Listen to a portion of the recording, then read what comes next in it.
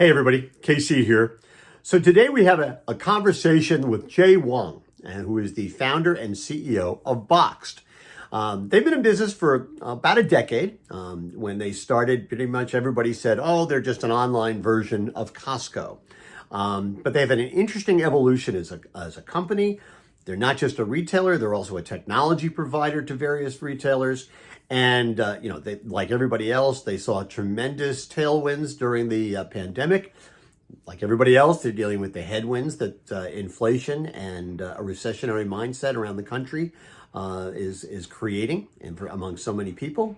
And basically, I wanted to talk to them about all of that, including the fact that they recently announced that they're examining their strategic alternatives. And I was curious, what kind of shape would that take? What kind of companies make sense? And I thought it was a really interesting conversation. He's incredibly candid, considering where they are in that process. And so I hope you enjoy my conversation with Chieh Huang, the founder and CEO of Boxed. Well, Chieh Huang, welcome to Morning News Beat. Thanks for having me, Kevin. It's a real pleasure and honor, being a long time kind of viewer. Well, it's always wonderful to hear. So, listen, it seems to me we're kind of living in a really interesting time in terms of both e-commerce and very specifically e-grocery. I mean, there was so much acceleration during the pandemic. Companies were really struggling to even keep up with the demand. While I don't want to spend a lot of time talking about that, I'd love to know how you guys cope with it. But now we've sort of slammed into these headwinds, right? You've got inflation, you've got a recessionary mindset that's out there. There's a lot of clutter in the business in terms of a lot of different companies trying to do a lot of different things. I'd like to just start out by getting sort of your assessment of sort of where we are at this particular moment in time in general and in terms of your company. Yeah, I feel like, if this was kind of 10 years ago, I wish we could have rewound the clock and flown back to that time and said, just you wait. Because as a technology kind of a team, when we first started this company almost 10 years ago, like all we heard was grocery doesn't change. It's a sleepy industry. Why would you ever want to go and do that? And the ensuing decade, I mean, oh my gosh, maybe folks were right in the first 3-4 years that we started the company, but the last 5 years, the last 6 years has been an incredible roller coaster ride. Doesn't matter compared to any industry. Like you could be an AI, and if you just juxtapose that with how much change and how fast things are beginning to change in grocery, you would say, wow, this is an industry that looks more like tech in terms of innovation and the speed of change than it does traditional retail. So I think that in general is kind of what we're seeing. And we're seeing that change accelerate. We're even going to some of the conferences recently. The themes are changing by the year. It used to be the themes are the same for like 3-4 years. If you went to one conference 4 years ago, you probably don't need to go again. But now every year, if you go to some of these themes, these conferences, the themes are totally changing. And so it's an exciting time to be in grocery. Yeah, it is interesting. I mean, I think part of what's happening is that so many companies have gotten into it because it was so late, right? I mean, there was because grocery sort of got into e-commerce later than almost any other retail business. There's been a flurry of activity.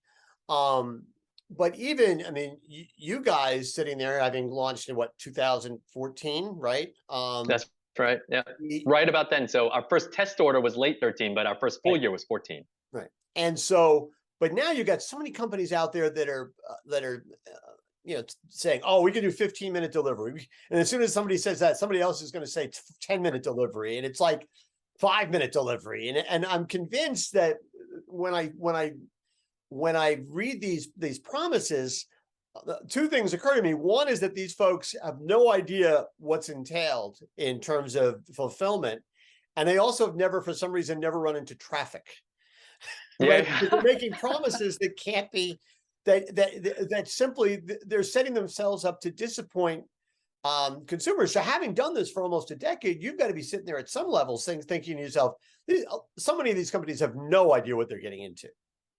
Yeah, I'm just waiting for someone to say it's 0 minute delivery and we can get milk because we place the cow in your refrigerator. And so Right. anytime you want it, you just come with the cow. But absent that, it's just getting pretty crazy out there. I think the beacon that I think everyone is trying to strive for, and some of this is noise, but I think the beacon that is the true north for almost all quality retailers out there and folks in this industry is being able to deliver items no matter how someone wants it, no matter when someone wants it, to their doorstep or in the store if they so choose.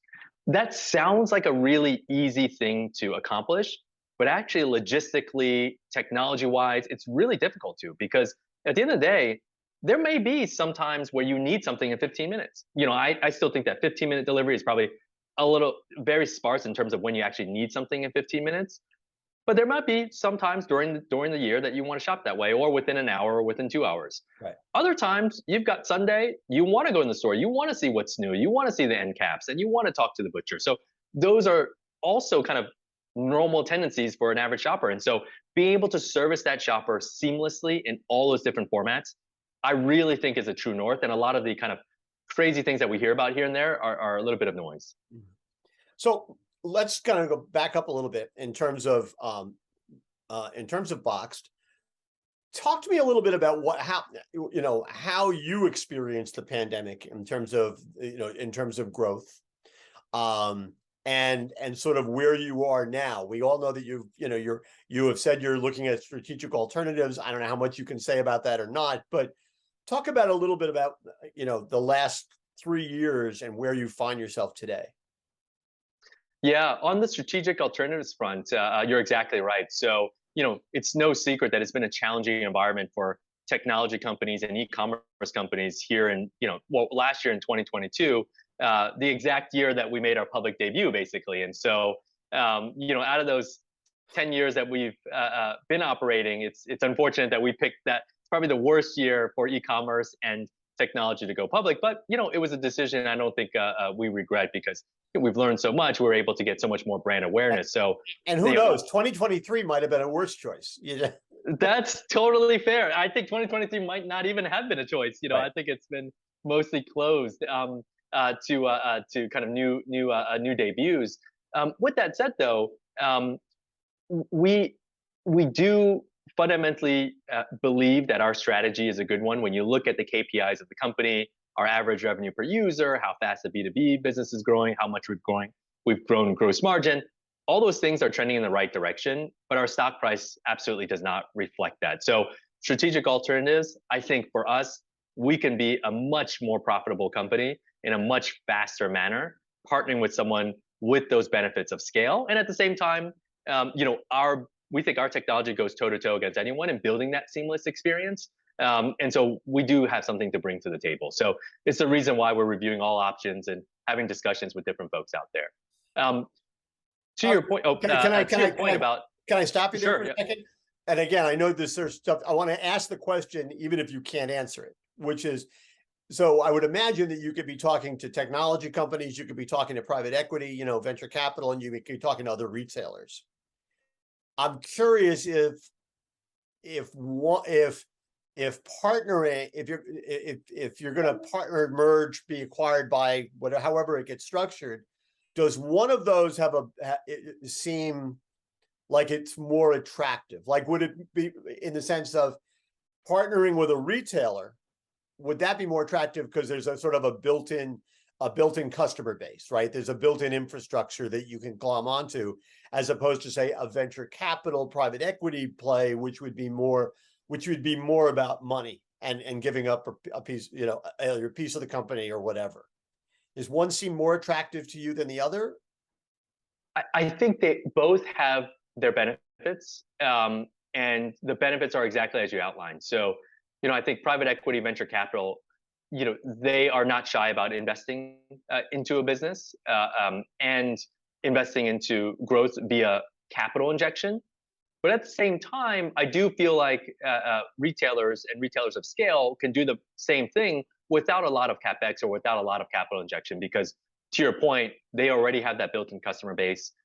Probably they're cross-shopping other folks with other services very similar to ours. And so if you can, again, bolt us onto one of those pieces, or as one of those pieces, to make a more fulsome shopping experience for anyone's customer, I think it would clearly be additive. And in reverse, we get all those benefits of scale: customers, in-store signage, benefits of kind of procurement scale, all those things we could kind of receive in return. So I don't know if there's a preferred path, but both have their pros, I think. Yeah. It's interesting. I'll speculate idly, and you can again comment to the degree you want to. It would seem to me an interesting play might be, I mean, part of the problem right now is there's, clearly Kroger or Albertsons can't be in the mix, right? They've got their other things going on that they're not going to focus on neither of them, I would imagine, would be interested in a deal, but maybe I'm wrong about that. Ahold Delhaize doesn't show any interest of going beyond the Ohio River, right? But a wholesaler might be an interesting play in the sense that they're going to have access to a lot of retailers, and that'd be a great way of growing their businesses without necessarily acquiring a lot of physical real estate.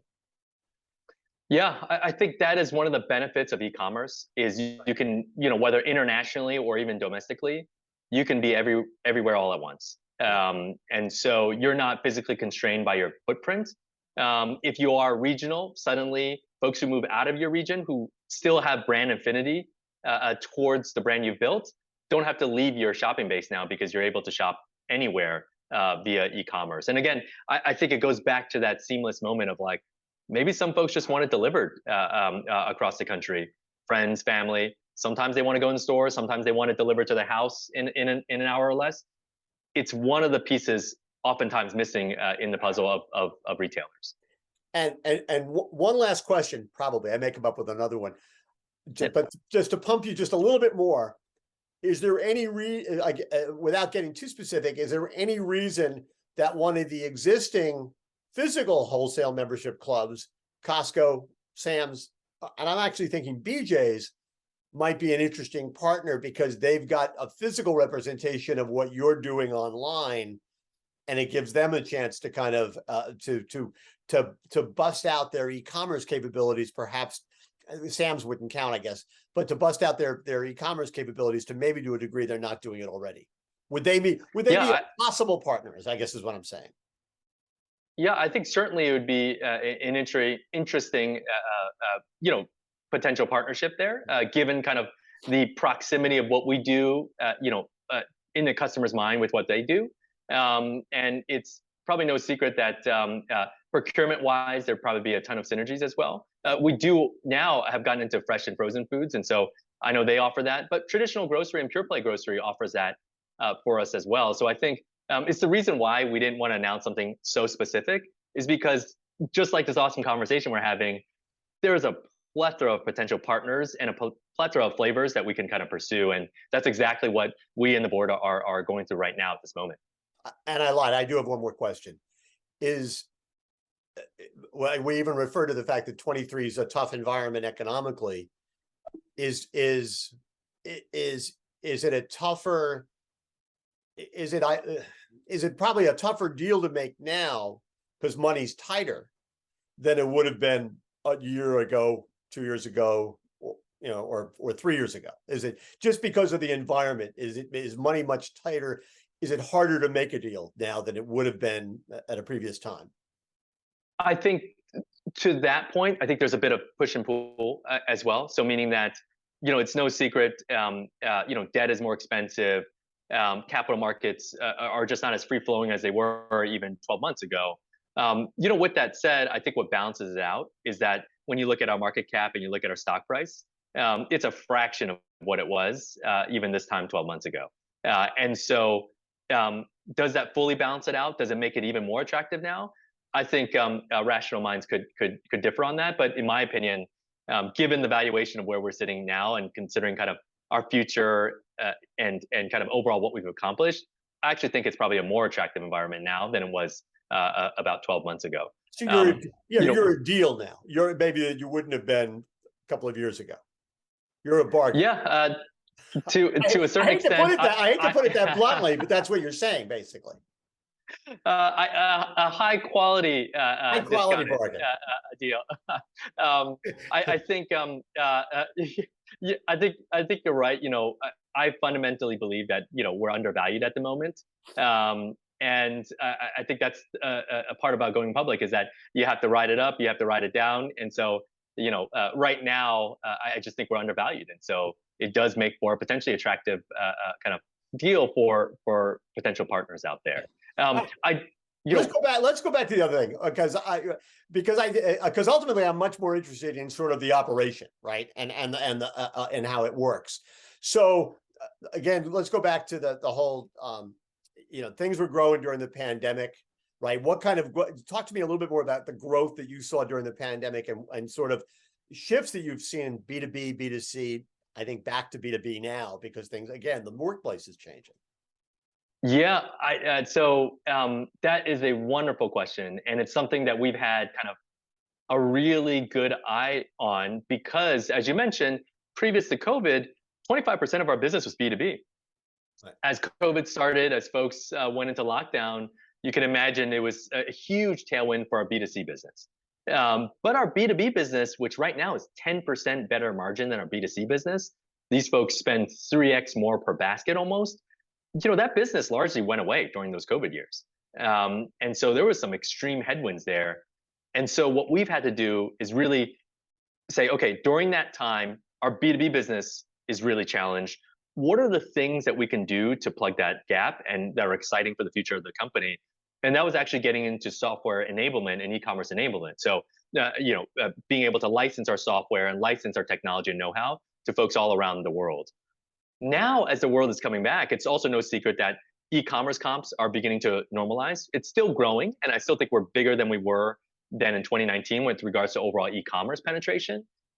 With that said, I think the built-in tailwind is B2B coming back. Through Q3 of last year, we're up a blended 50+% on that business. And so it's coming roaring back in a big way because folks are going back to work, even if not 5 days, going back to work. And what's really interesting that hasn't been spoken about too much, it's not just folks are going back to work, it's that employers are trying to entice them to come back into the office. And they want to give no reason to them to say, I don't want to go in. So those shelves and that pantry and that coffee in those office kitchens are fully stocked. And you're seeing that in our AOVs and our buying patterns of those B2B customers. Yeah. I don't know how it is where you are. It's funny, but here I live in Connecticut, in a town that everybody gets on used to get on the train in the morning to go to work. Yeah. And those parking lots would be full. Yep. And until even as late as last, November, December, parking lot was empty. Well, I took the dogs for a walk today and noticed that parking lot was full. I mean, there wasn't a space to be had. And to me, that's a real shift just in the last couple of months of people who are clearly, either getting in their cars or going and getting on the train and going to New York City. Oh yeah. And that's a huge harbinger of where things are going. Oh yeah. I think what's really interesting is that a few things that we've seen, and if we're really kind of digging into details here, we're still not at the high watermark that we were in 2019 for our B2B business. Right. So, we haven't disclosed kind of where we are, but we're still not at that internal high watermark. And then when you look at some of the data out there that says, hey, we're about 50% back, 60% back in terms of office swipes in New York City, there's still room to run. So I think there's a bright future for our B2B business. The third, and for the viewers out there, and even for you, Kevin, that could be interesting is, cohort behavior is so important for any business, especially in retail. What we're finding is that B2B cohort is spending more, and they're spending more often than they were pre-COVID. So that was a real big kind of question mark for us is, as folks come back, will they have smaller orders because some people aren't in the office every day? But what we're finding is actually the opposite. And I think it's that, hey, let's make sure they're coming back to a really robust kind of pantry environment that's driving those AOVs and that buying pattern. Does that mean that inflation, I mean, the thing that so many retailers say is, people had, just to use a number, people had $100 a week to spend on groceries, in 2019 and 2020 and 21 and 22. And they still have $100 to spend, but that $100 buys less. So they're spending exactly the same amount, but they're just spending it on different things. Are you seeing that same kind of shift, or are are especially in, I would imagine you're seeing that in your B2C business, but in your B2B business, is that less of an impact in terms of inflation? Yeah, right now we're seeing it being less of an impact. So folks again are bigger baskets than we were pre-COVID, and also more frequent than pre-COVID times. So I think we're getting the best of both worlds there, and I think that's why you're seeing us kind of put up such robust growth numbers and really great margins too, right? Plus 10% compared to our B2C business. So we really like where that's going. So as you're talking to customers, I mean, the whole glib, it was very glib, right? When you started, right? Oh, they're Costco, but they're online. It was very simple. Yeah. But when you position yourselves to be to consumers as opposed to businesses, I mean, how do you think you're perceived, or how do you want to be perceived? As a convenience play, as a value play, a price play? I mean, what's weird? What real estate do you want to occupy? Yeah, in general, the mission of the company is to help folks stock up through our technology. So that's from selling goods to businesses and consumers all around the country, as well as selling the technology behind it all across the world. When it comes to the mindset of where we want to live within that consumer and that business customer, it's really about convenience. And so convenience of not just getting it delivered, because nowadays most folks can get it delivered to you, but the convenience of also building a basket in a very seamless way. I think what you look at across the industry over the last 25 years is that most folks have tried to say, okay, I'm going to chase Amazon, I'm going to do this, and I'm going to make it really easy for someone to add something to cart and check out. That works for a lot of the world. But when it comes to grocery and consumables and the items that we play in, people don't shop like that. People rarely go into a pure play grocery store or a wholesale club, buy one item and dart towards the checkout. They're really building that basket. And so when you look at other kind of folks out there, there's not that many companies out there that really have built a business and the technology behind it on building that basket. And I think that's what we do well. And that feeds into the convenience aspect of the customer psyche that we want to be a part of. And do you find that your B2C customers, and maybe to a lesser degree your B2B customers, are not price sensitive, in the sense that you have to worry about being lower than Amazon or Walmart.com or whoever? I mean, is that something you pay a lot of attention to, or are you focused on knowing what your margins need to be, and that's where you're gonna establish your pricing? Yeah, so I don't think you're going to see us sparking a race to the bottom. So, I don't think we need to be number one every single time as a price leader. At the same time, we need to be on that podium. So we're offering something different: ease of basket shopping, ease of experience, ease of delivery, consistency of delivery and experience. I think folks love the brand and folks love the unboxing experience. Yeah. But at the same time, some folks might not want to pay an ultra premium price for that. So when you take a basket of goods, take a typical B2C basket, which is around $100 for us, and you break down the ounce price or the unit price that they're paying, and you compare that to alternatives online, we're very, very sharp. I would say we're almost always on the podium, sometimes number one, but at the same time, definitely very competitive and very sharp. And so I think it's that dynamic that has allowed us to build a business in a very competitive world. So that leads into the question of, how do you create loyalty? And I Mm. know loyalty is something, and developing a loyalty program is something that you have talked about. I don't think you've done it I don't think you've gotten that to where you want it to be. So talk about how you engender that loyalty, right? Because to me, I mean, that's always been the key to like Amazon, right? Is Yeah. that, Prime is basically, I've always said Prime is the world's biggest, and maybe the world's biggest and best loyalty marketing program. That's what it is. And they get you to pay to be part of it, which is really a good deal for them. And so Yep. how do you create loyalty among your customers, whether it's B2B or B2C? It might sound mundane, but I think the core of it is doing the basics well. And I'll give you a prime example of this. So when you look at our fresh food business called Box Market, you can Google Map kind of where we deliver out of, one of our locations in Manhattan. There's about 1,400 reviews, 4.9 stars. And when you go through all those reviews, time and time and again, they say it's on time. There's no substitutions. If something goes wrong, they get it redelivered to you. And it sounds like one of those boring things where you're like, well, that's not really deep insight, but it's really hard to do. And so doing that time and time and again allows you to occupy that brain space or that mind space within the customer's minds. On top of that, then I think what can be powerful accoutrements are items like our Boxed Up program. That's our paid loyalty program. Point systems, giving a specific kind of discounts and cash back to folks that subscribe to those systems, and then building it on from there.